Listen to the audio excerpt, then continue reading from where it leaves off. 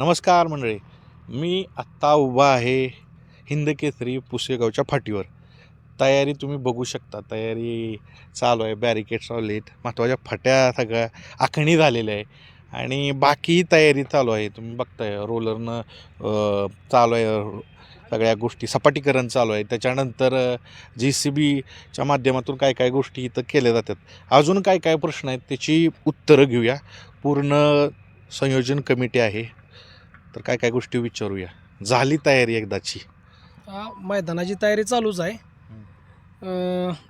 1-2 दिवस अजून आमच्याकडे बाकी आहेत. राहिलेली बी तयारी पूर्ण होईल. 80% तयारी झालेली आहे. गेल्या वर्षीची तयारी आणि ह्या वर्षीची तयारी काय फरक आहे? काय वेगळं करताय ह्या वर्षी? वेगळं म्हणजे पब्लिकसाठी जे आम्हाला पुढं त्रास जो होतो तो त्रास कमी करायसाठी पब्लिक कंट्रोलसाठी आम्ही गॅलरी वाढवलेली आहे. आमच्या ट्रस्ट कमिटी म्हणण्यापेक्षा ट्रस्टनं तो निर्णय घेतला की यंदा थोडंसं गॅलरी वाढवूया. गॅलरी वाढवलेली आहे. किती फूट केलेले आहे? गॅलरी साधारण इकडं 500 फूट आणि पलीकडं 500 फूट आहे. प्रेक्षकांना बसण्यासाठी आता सगळ्यात महत्त्वाचं नाव नोंदणीचा विषय, काय काय प्रश्न आहेत? नाव नोंदणी पहिल्यांदा किती झाली ती सांगा आत्तापर्यंत. नाव नोंदणी दुपारी आम्ही घेतलेल्या अपडेटनुसार 750 होतं. त्यानंतर अजून वरती अजून काही झाले असतील. आता कसं आहे, नाव नोंदणी तर करतात, पण ॲक्च्युली कशी नाव नोंदणी केली जाते त्याचं वाईज थोडंसं आम्हाला दाखवा. कारण सगळ्यात महत्त्वाचं काय आहे की एकदाच गाडी पळणार आहे. कशी नाव नोंदणी केली जाते ते सांगा. नाव नोंदणी जर पावती बघितली आपण तर इथं दोन्ही मालकांची नावं, दोन्ही मालकांचे आधार कार्ड, दोन्ही बैलांचे नावं आणि त्यांचे फोटो असं ते केलेलं आहे स्वरूप. त्याच्यातून असं होणार की सगळी पारदर्शकता.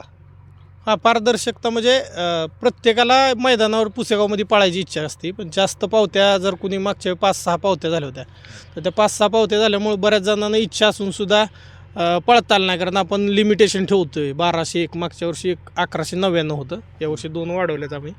तर 1201 झाल्यानंतर दुसरं कोणाला पळायची इच्छा असेल तर ते होत नाही. त्यासाठी ते आमच्या ज्येष्ठ जे आमचे कमिटी मेंबर आहेत जुने, त्यांनी ते केलेलं आहे. पण आम्हाला खात्री आहे की 1201 होतीलच कंप्लीट. पण त्यातून जर काय आम्हाला जर वाटलं होत नाही तर आम्ही कमिटी म्हणून शेवटच्या दिवशी काय असेल ते निर्णय घेऊ. लॉट्स कधी पाडले जातील? प्लॉट 15 तारखेला सकाळी 9 वाजल्यापासून आमची तयारी चालू होईल. साधारणतः 12 वाजता आरती असते आमची सेवागिरी महाराजांची. ती आरती झाल्यानंतर लाईव्ह पूर्ण सगळ्या चॅनेलच्या समोर त्या चिठ्ठ्या काढल्या जातील. नोंद किती हो? तुमचा इच्छित आकडा आहे 1201.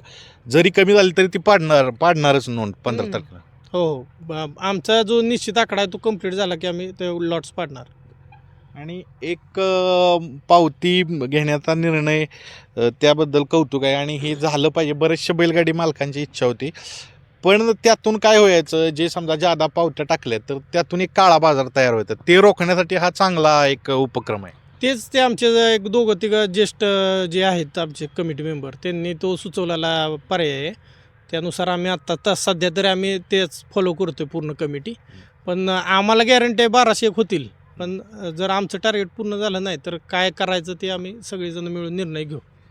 कारण कसं व्हायचं मित्रांनो, पावत्या खूप म्हणजे 25-25 पावत्या ह्या मैदानाच्या काढल्या जायचं आणि त्यातून त्या पावत्यांची विक्री केली जायचं. हा काळा बाजार मोडीत काढलेला आहे. त्याबद्दल कमिटीचं पहिल्यांदा अभिनंदन आहे. सगळ्यात महत्त्वाचं, पुशेगावचं मैदान म्हटलं की ही तर रेकॉर्ड ब्रेक गर्दी. म्हणजे महाराष्ट्रात सगळ्यात विक्रमी पब्लिक या मैदानात येतं आणि बऱ्याचशा बैलगाडी मालकांचं असं असतं की पब्लिकमुळं आमचं नुकसान झालं. तर ह्या वर्षी कसं नियोजन केलेलं आहे? ह्यावर्षी असं नियोजन केलेलं आहे की बैलगाडीचा बॅरिगेट्स थोडंसं 20-1 फूट सोडलं तर तिथून बॅरिगेट्स केलेले आहेत आणि बॅरिगेटच्या मागं पब्लिकांनी उभं राहण्याचं सहकार्य करावं, आत येऊ नये आणि पुढं बैलगाडीसनी अडचण होऊ नये म्हणून आकाराचं बॅरिगेट तयार केलेलं आहे आणि पब्लिकांनी बसायला उत्तम सोय केलेली आहे. त्यामुळं पब्लिकांनी बसून आनंद घ्यावा मैदानाचा, हीच अपेक्षा. मोठ्या प्रमाणावर व्यावसायिक सुद्धा येणार, त्यामुळं व्यावसायिक जे आहेत येतील त्यांना निश्चितीकरण केलेलं आहे का जागेचं? जागेचं निश्चितीकरण केलेलंच आहे.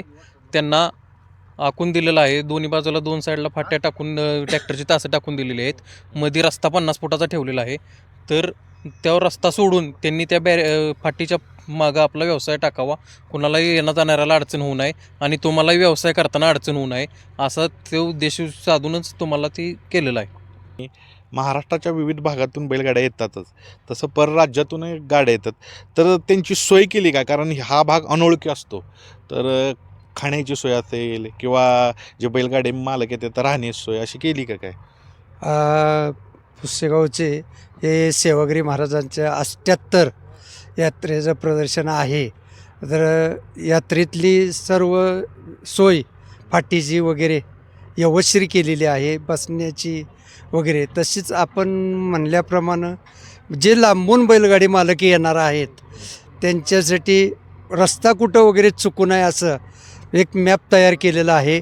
तो मॅपसुद्धा तुमचा व्हॉट्सअपवर दिला जाईल आणि इथं आल्यानंतर त्यांना रात्रीचे एक दोघं इथं थांबले असतील की बाबा कुठं रोड दाखवायची अडचण आली तर ते रोड दाखवला जाईल आणि ग्राउंडवरच त्यांची राहण्याची सोय केलेली आहे.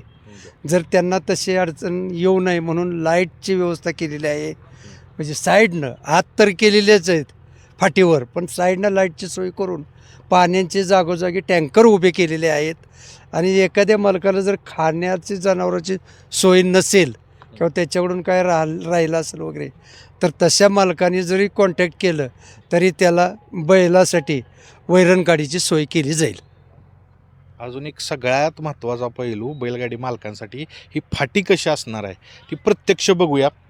बैलगाड्याचा छंद असणारे आणि बैल आहेत ह्यांची असे संयोजन कमिटीमधले तर एक सदस्य आहेत. फाटीची लांबी किती राहील? फाटीची लांबी 900+ आहे. आता बरेचसे लोक म्हणतात की 1000 फूट तरी पाहिजे ना, हिंद केसरी मैदानाचा मान आहे तर. अहो अशा कमेंट बी भरपूर येते ते या, पण ही फाटी खाली तळापासून ती वर निकालापर्यंत पूर्ण उराट्याची फाटी आहे, रेवटीची फाटी आहे. त्यामुळं ही 900 पळलं तरी 1100 पळल्यागतच आहे. पूर्ण बैलांचा कस निघतो इथं. कसं निघतोय?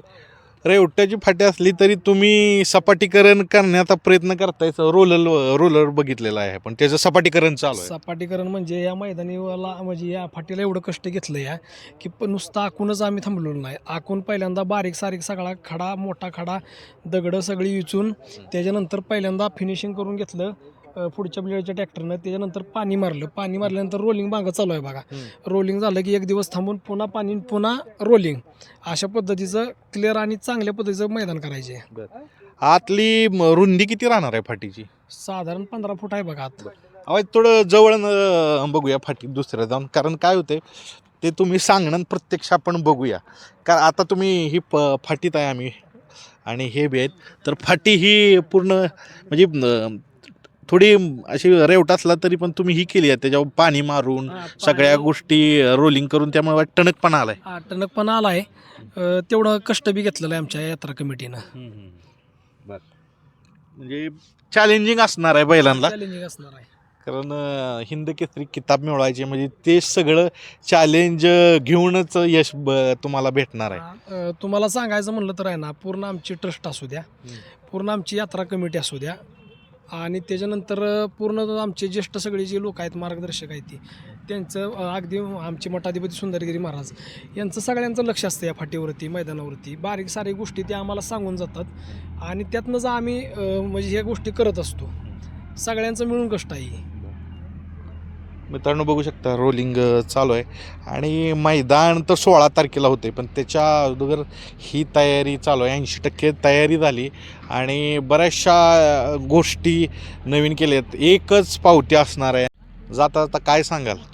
श्री सेवागिरी महाराजांच्या संजीवन सोहळ्यानिमित्त आयोजित केलेलं पुसेगावचं हे यंदाचं मैदान बैलगाडी क्षेत्राला दिशा देणारं आदर्शवत असं होण्यासाठी आमची श्री सेवागिरी महाराज देवस्थान ट्रस्टचे सर्व विश्वस्त, सुंदरगिरी महाराजांच्या आशीर्वादानं आमची बैलगाडी कमिटी सर्वजण प्रयत्न करत आहेत. पण हे मैदान पुसेगाव ग्रामस्थांचं नाही, हे मैदान प्रत्येक प्रेक्षकाचं आहे. जो ह्या पुसेगाव सुवर्णनगरीला पाय लावतो ह्या मैदानाला, त्या प्रत्येक प्रेक्षकाचं हे मैदान आहे आणि तो प्रत्येक प्रेक्षक घरी सुखरूप गेला पाहिजे असं आमच्या कमिटीतल्या प्रत्येक व्यक्तीचं म्हणणं आहे. त्यामुळं आपल्या जबाबदारी स्वतःचं मैदान आहे असं समजून प्रत्येकानं मैदान पार पाडा. त्यासाठी कमिटीला, ट्रस्टला सहकार्य करा. तुमचंच मैदान आहे आणि तुम्हीच गर्दी करा आणि पुन्हा इतिहासात भर घाला. तर मित्रांनो बघा, चांगल्या रीतीने सांगितलं ह्यांनी. आता तुम्हाला फाटी तर दाखवली. आता सगळ्यात महत्त्वाचं जसं ह्यांनी आवाहन केलं की हे मैदान हिंद केसरी आहे आणि ह्यात सर्वांची जबाबदारी आहे, स्पेशली प्रेक्षकांची, जे बघणारे महाराष्ट्रातून येणार आहेत. तर त्यांनी आपल्यामुळे एखाद्या बैलगाडी मालकाचं नुकसान होईल असं वागलं नाही पाहिजे आणि नक्की ते प्रयत्न करतील सर्व बैलगाडी मालक असतील, प्रेक्षक असतील की हे मैदान चांगलं व्हावं. तर या मैदानात ह्या वर्षी कोण होईल हिंद केसरी हे मला कमेंट्समध्ये सांगा. आणि बरेचशी लोक म्हणतात ह्या मैदानाचं लोकेशन काय, तर लोकेशन मी कमेंट्समध्ये टाकतोय, ते अवश्य बघा आणि तुम्हाला येण्यासाठी ते सोयीस्कर पडेल. सांगा कोण होतं ह्या वर्षीचं हिंद केसरी पुसेगावचं. धन्यवाद.